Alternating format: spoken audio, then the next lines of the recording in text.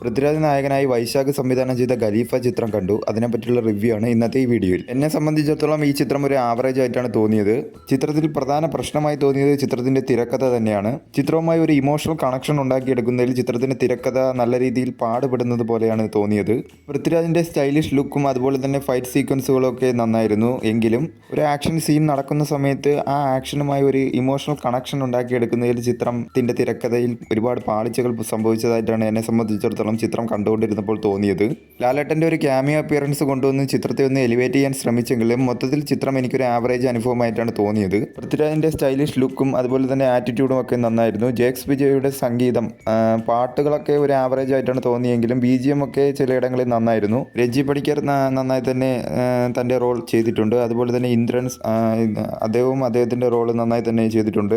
സ്വർണ്ണക്കടത്തുമായി ബന്ധപ്പെട്ടിരിക്കുന്ന കഥയാണെന്ന് ചിത്രത്തിൻ്റെ ട്രെയിലറിൽ നിന്ന് തന്നെ വ്യക്തമായതാണ്. ബട്ട് സ്വർണ്ണം കടത്തുന്ന രീതികളൊക്കെ നമ്മൾ മുൻ ചിത്രങ്ങളിലൊക്കെ ഒരുപാട് ചിത്രങ്ങളിൽ കണ്ടു മറന്ന ക്ലീഷയുടെ സാധനങ്ങൾ തന്നെയാണ് ഇതിലും ഉപയോഗിച്ചിരിക്കുന്നത്. ഷമ്മി തിലകൻ തൻ്റെ റോൾ നന്നായി തന്നെ ചെയ്തിട്ടുണ്ട്. നെഗറ്റീവ് റോളുകൾ എത്തിയ നെലീൻ, നിതിൻ, മുകേഷ്, അദ്ദേഹത്തിൻ്റെ റോളും ഒരു പഞ്ച് കിട്ടാതെയാണ് പോയത് ചിലയിടങ്ങളിൽ. ലാലേട്ടനെ കൂടാതെ തന്നെ വേറൊരു ക്യാമിയോ റോളും ഉണ്ട്. അത് സ്പോയിലർ ആയതുകൊണ്ട് പറയുന്നില്ല.